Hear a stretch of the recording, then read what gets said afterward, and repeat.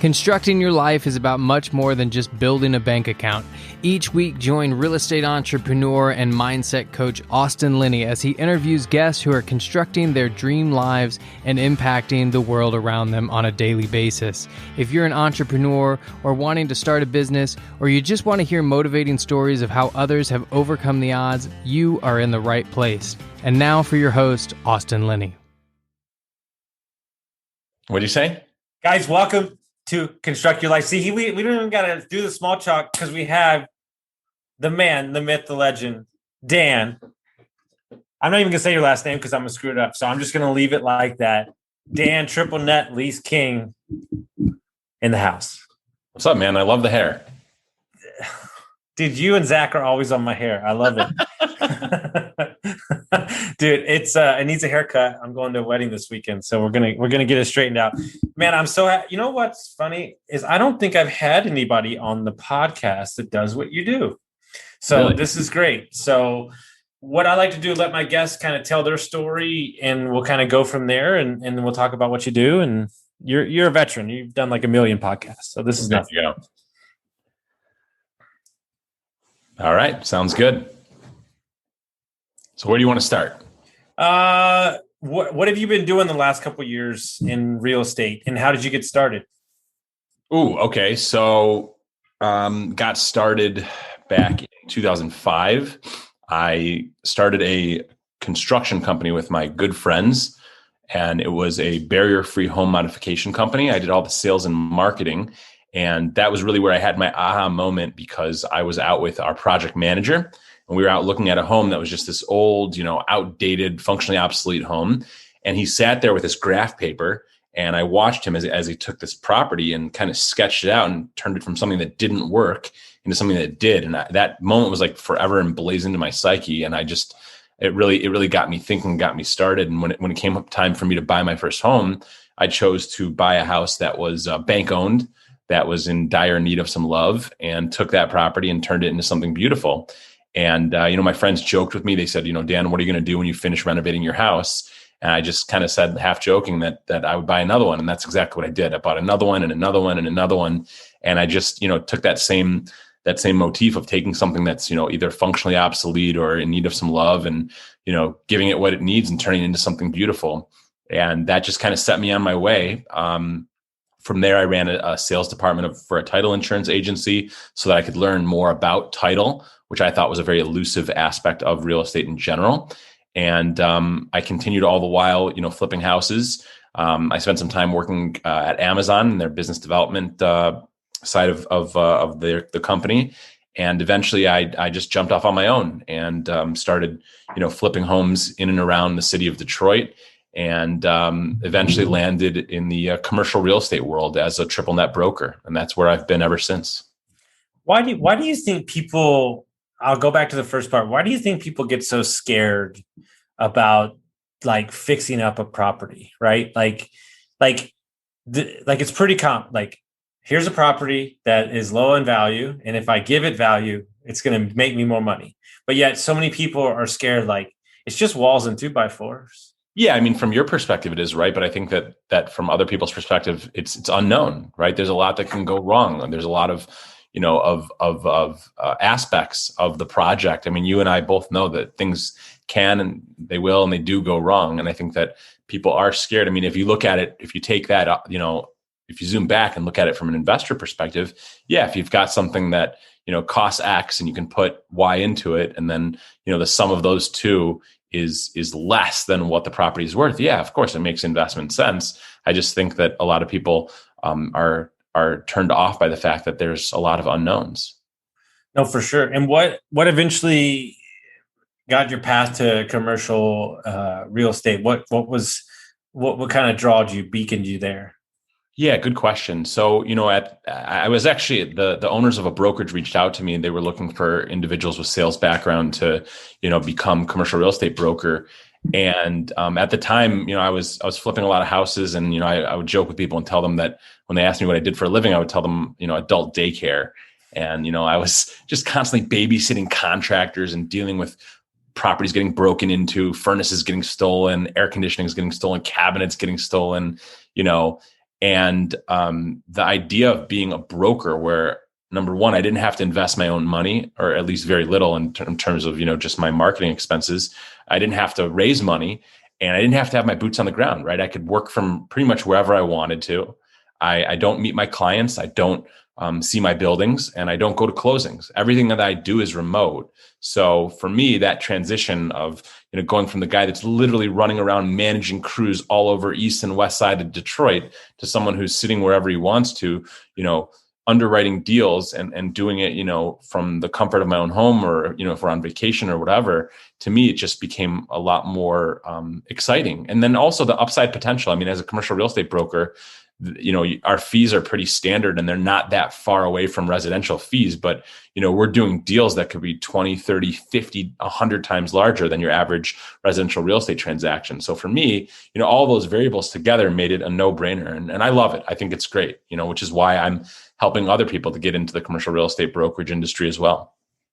So I know what residential agents do. They're running around town. They're showing people houses. How can you not meet your clients? How can you work from anywhere? And explain to me this, because commercial brokers, I don't know who they are. They're like hidden ninjas, in the community. I think you only hang out with each other. Right. So tell me how that whole game works.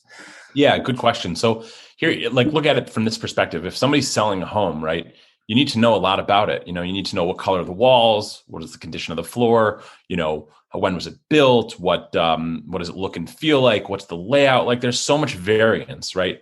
With a net lease property, I'm essentially dealing with a bond, okay, with a guaranteed rent that's wrapped up in sticks and bricks. So my clients don't care what the interior of the Wendy's looks like. They don't care about the condition of the property, because the tenant is responsible for all of the repairs, the maintenance, the taxes, the insurance, the common area maintenance, the parking lot, the roof, the structure, et cetera.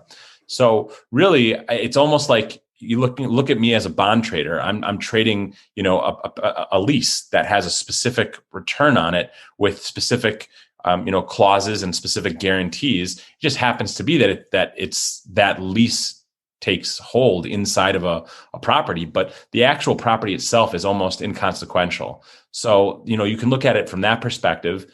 Number one. Number two, I mean, as a broker, my job is to source property and then source buyers for that property. And then my job is to ensure that I market that property to the best of my abilities, get as many offers as possible. And again, these buyers are from all over the country. They may not have ever seen the property.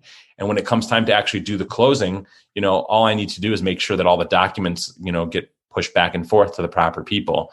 So, really that makes my position one of, just utter remoteness in its nature. So for anybody that doesn't fully understand that, so I want to educate them. What's the easiest way to explain a triple net lease? Okay, great. So the triple net lease, let's just look at the nomenclature, look at the word itself. So the rent is net to the investor. So let's contrast that with multifamily. So multifamily, or even a single family residential property, let's just keep it simple. So let's say you've got a single family residential property and the rent is $1,000 a month. Well, that $1,000 a month is not what the investor nets. That's a gross rent. There's going to be other expenses, right? There's going to be, for example, property taxes. There's going to be insurance. Maybe there's going to be management. Maybe there's going to be capital expenditures or repairs, et cetera, et cetera. So that's a gross rent. And the investor's net collected rent is going to be, the outcome of taking that gross number and then subtracting all the expenses. Well, with a triple net property, the rent is actually net to the investor. So if Wendy's is paying $10,000 a month, for example, that fee includes the fact that the tenant pays for all the taxes, the tenant pays for the insurance on the building, the tenant pays to maintain and repair anything, whether it's, the fixtures inside of the restaurant, the roof, the structure, the parking lot, et cetera. So that $10,000 a month is net to the investor. There's absolutely no expenses whatsoever. Now, in addition, typically, most of these properties have a guarantee from a very large national corporation. So the stability and the soundness and the low risk is inherent with these assets in ways that it's not the case in other types of real estate investment. And what's the typical terms length on a triple net lease? in terms of the duration of lease. The duration of lease. Yeah. So typically these leases, when they're cast initially, are 20-year leases. Sometimes they're 15-year leases. And then depending on when they're sold in their cycle, they could have, a few years burned off. I've got a deal that I'm going to be bringing to market that has a year left on the lease. I've got a deal right now that's got, is a brand new 20-year lease. But often what happens as we get closer to the end of the lease is that the tenant and the landlord can renegotiate. The vast majority of these leases have built-in rental escalations, which is really nice. So those rental escalations could be 1% a year, they could be 2% a year, they could be 3% a year. And as we get further along in the term, many times the investor, the owner, and the tenant will agree, hey, I know you only have another 2 years left on the lease, and right now your rent is at $300,000 a year. Well, if I knock that down to, let's say, $275 a year, can we do a new 15 or 20-year lease? And what's interesting there, that's actually called, Austin, a blend and extend. I'll give you a real life example of a deal I'm working with right now. This was a Walgreens deal. Walgreens is a pretty big, well-known tenant. And when I first got the deal, it had 14 months left on the lease. And the owner was collecting $290,000 of annual income. Very short-term lease. So at that point, the property would approximately trade at, let's say, a 9 cap. Okay. So $290,000 at a 9 cap is $3.22 million. Okay. Now, if we take that same property and they actually got an extension from Walgreens, they dropped the rent down to $225,000. So it's significantly less rent. However, they got a brand new 10-year lease. Now you'd think, oh, why would they do that? That property was worth more cash flowing at $290,000 a year than it is now at $225,000. Well, the reason is once we get a brand new 10-year lease, that property is going to go all the way from a 9 cap to approximately, let's say, a 5.85 cap. Okay. So now watch this. Now that property is worth $3.846 million. So they just put in an extra $600,000 of equity in that deal merely by lowering the rent, which is counterintuitive, and extending the lease in what we call a blend and extend. Well, what's interesting, and I only know this because about a year and a half ago, a big private equity developer had 4 townhomes. He asked me to price out, do an Airbnb. And I was like, look, I feel like I can make you like, $2,000 over your mortgage. And he was like, okay, great. I don't care. And I was like, what? And I was like, I don't understand. He goes, you got to understand, we're doing deals all over the country. I need a 2 to 3 year lease on the property to let my bank know that I've stabilized this asset. And he said to me, and it like sat with me, not every dollar is the same. It's true. Not every dollar is the same. And at the end of the day, the stability and the guarantee, because keep in mind that 10-year lease, that means that Walgreens is locked into 10 years in that property. So barring some type of major event like a bankruptcy, they have to pay, even if they stop renting, even if they leave. When there's 14 months left on the lease, you have no assurance that at the end of that 14 years, they're not going to leave. And now you've got a vacant 17,000 square foot building. So it's like anything in investing, risk versus reward. What's counterintuitive for a lot of people is that I just showed you a deal where the net operating income went down by $65,000, yet the price on the deal went up by $600,000. So you can trade sometimes that net operating income for, equity and value. Well, what people don't understand is the number one disruptor. Well, commercial definitely doesn't like this, but the number one disruptor is moving tenants in and out. And that's why you're seeing, right? I'm in an apartment right now where they're offering 1, 3, 7 month, 8 month, 9 month leases. And I asked my buddy who's in apartments, I was like, why? He's like, because they can't have everybody move out on the same month. They have to stagger it, or their dollars cash flow would be way off. Yeah, absolutely. So, I'm curious, just from a pure investor standpoint, anybody that's young and listening to this, is there a market where, let's say, a regular smaller investor that's looking to get up could get in the small triple net lease game? Is that even a thing, or is it mainly corporations and bigger funds? Yeah. So, I mean, in my world, from my perspective, my smaller clients are the ones that have 2 or 3 of these buildings.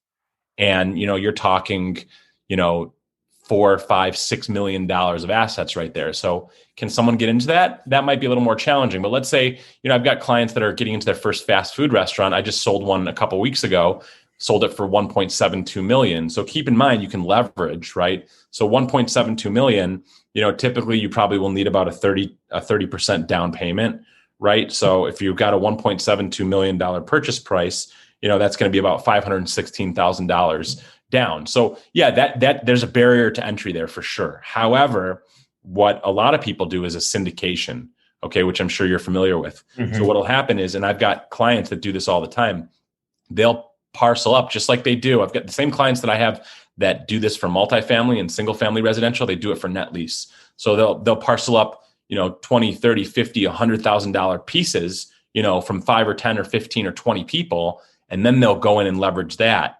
And, granted, in a syndication like that, if you're putting up 50 or 100 grand, you don't own that property, right? You have a certain, stake in it, but it's not yours, so to speak. However, you can leverage the fact that you're investing with a smaller amount of money and still having, participating in the ownership of a net leased asset. So that's one way that people do it. Typically there's not a lot of, I don't move a lot of inventory, under five, even my cheapest listing I've sold was about $500,000. And that's rare. Typically, we don't sell assets under, about $1 million. Our average as a brokerage, we sold about $800 million worth of net leased assets last year. And our average transaction is around $4 million. Okay. I love that. And I'm not going to bag on them. But what is so attractive, right? Because we definitely think that, I think there was a study out the other day that 40%, and I hate to get the number wrong, but 40% of realtors in the Austin area haven't even sold a house this year. And everybody's saying that the market's so hot, right? Yeah. So that being said, the market might be hot, but it might be a certain number of agents. So what makes being a commercial broker so attractive for somebody that's maybe looking for a pivot in their career? Yeah. I mean, well, we can run the numbers. Let's say that you've got, I don't know, let's just use some general numbers here, but let's say that you're a residential agent and you're working, your average home is 300 grand. Let's just, I don't know, it depends on your market, $300,000, an average fee is 6%. Typically, as a residential broker, you're not going to double end both sides. You're just going to represent the seller or just represent the buyer. So a 6% fee becomes a 3% fee. That's $9,000. Now you're going to have to split that somehow with your brokerage. I'm not going to get into how you're splitting it because every brokerage is different. But just for simplicity's sake, let's say that you take home 75% of that. Okay. So your 9,000 becomes $6,750. Okay. So $6,750 for one transaction. So in order to eat and in order to build a career for yourself, you got to sell a lot of those. You know what I mean? If you want to, let's say that you want to make 100 grand, you've got to sell, I don't know, whatever that is, 15, 20 of those properties every single year. Now let's look at net lease. Like I've got a listing right now, 11.65 million. So 11.65. All right. Now our fees are smaller, right? So instead of 6% on a fee, like a deal like this, you might have a 3% fee. But now here's what's really cool is that a 3% fee is $349,500. And what's very common in commercial real estate brokerage is to double end the deal. So a listing agent in many cases will also represent the buyer. They'll keep the entire fee. So now let's just use the same numbers. Let's say you're taking home 75% of your fee. Okay. So now $262,125. So similar amount of work, right? You can sell a home and make $6,700, or you can sell a commercial property and make $250,000. So from my perspective, if you're going to be a broker, and you're going to be working and doing the same thing, as long as you have the proper training, why wouldn't you want to look into commercial where the fees percentage wise are very similar? However, it's much more likely you're going to double end the deal, and the dollar amounts are way bigger. Now, another factor, Austin, is that how many times does a person buy or sell a home and then say, oh, by the way, I've got 10 or 15 other homes for you to list? It doesn't happen, right? In commercial, typically the owners of, like, for example, that hospital, that particular client owns 10 of those properties. So the opportunity for repeat business is just a lot greater. And then the other variable I want to say is that, like, look what I described. I'm not, showing homes late at night. I'm not running around. I'm not driving my whole trade area looking for properties. I'm not hosting open houses or going to closings. So the flexibility and freedom I think is also a lot greater in the commercial real estate space. What's interesting about that, and there's so many things I love about that, but the commercial thing, a guy told me earlier today, like his first property that he raised money on was 460 units. And he's like, in the moment, he was like, damn, like, how am I going to do this? And he goes, it was really easy. Like, what I mean by that is like that $11 million deal might sound like a lot, but there's a lot. Thing. There's 100%. And there's a lot more people that can handle something like that than you would think if you change your mindset. 100%. And it's exactly, I mean, there's a great book, you know, I'm in triple net, but in multifamily, there's a really great book called Multifamily Millions. Mm-hmm. And, you know, he talks about that over and over again. Is like the only difference between a 20 unit and a 200 or a 400 unit is the number of zeros. That's really it. Mm-hmm. And I think that that's really important. And that's why particularly I like to chase after the bigger deals, because same amount of work to get that $500,000 listing across the finish line as it is to get the $11.5 million listing across the finish line.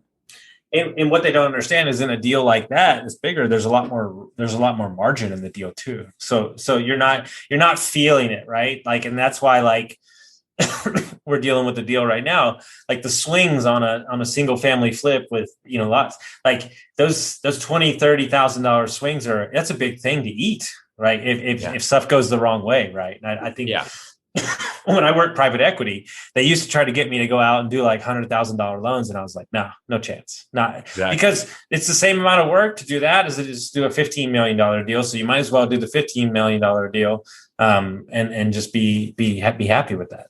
Exactly.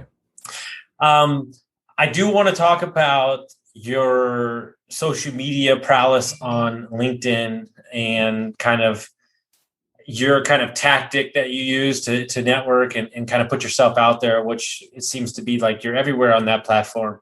Kind of just tell us your strategies and why you're so heavy on that one.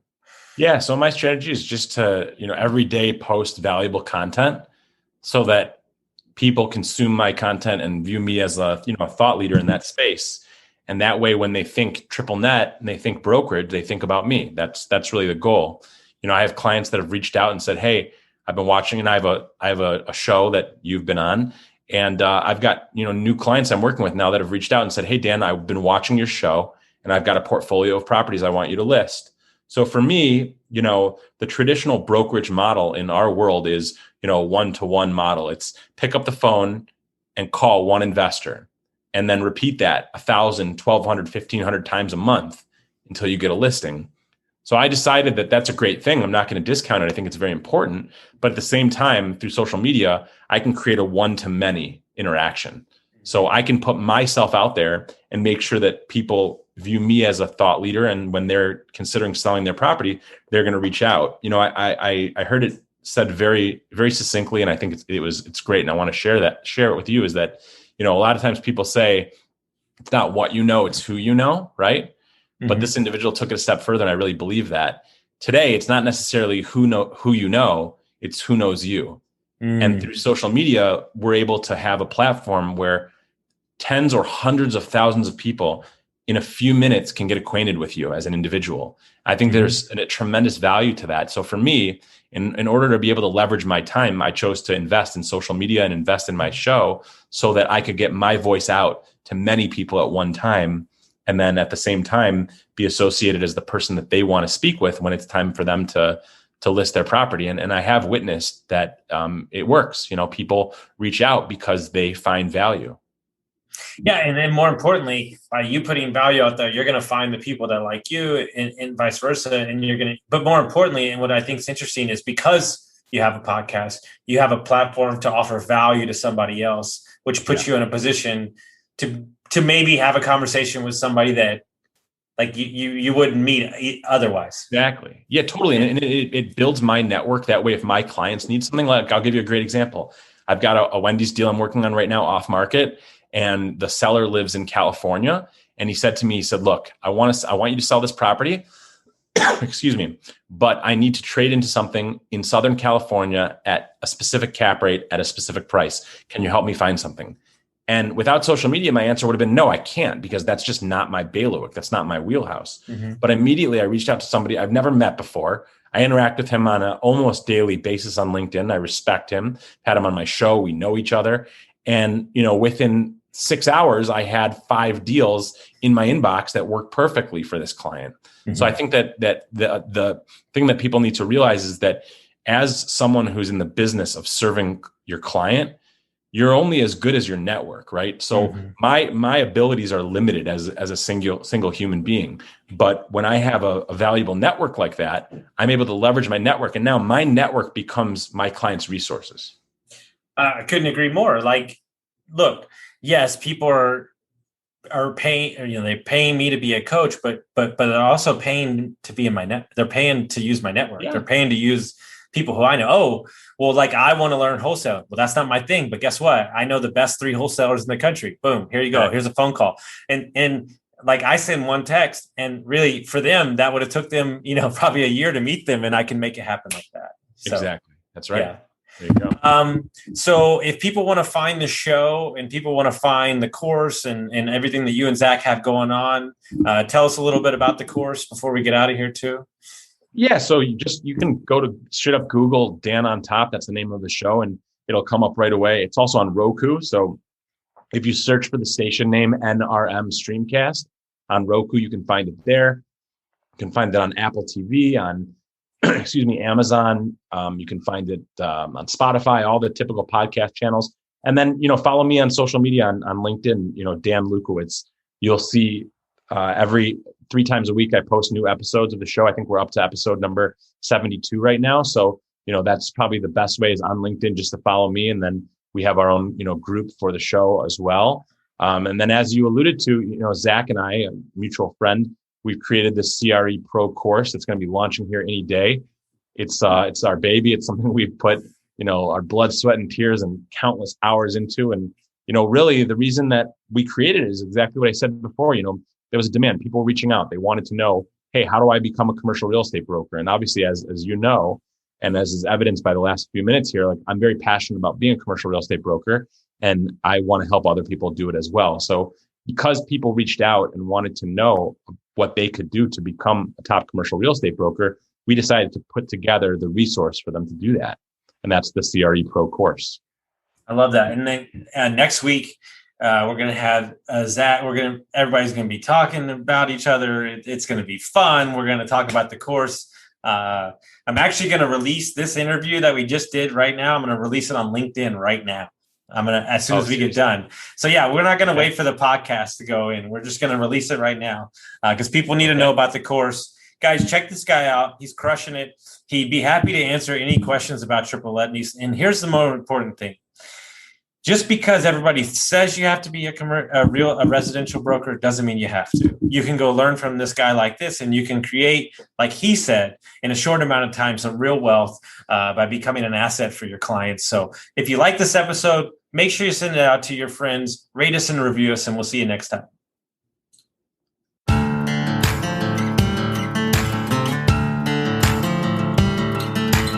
Thank you for listening to Construct Your Life with Austin Linney. If you enjoyed this episode, be sure to rate, review, subscribe, and pay it forward by sharing with a friend. Most importantly, take this opportunity to start constructing your life by taking immediate action on what you learned. For show notes, resources, and more information on one-on-one coaching with Austin, visit constructyourlifepodcast.com.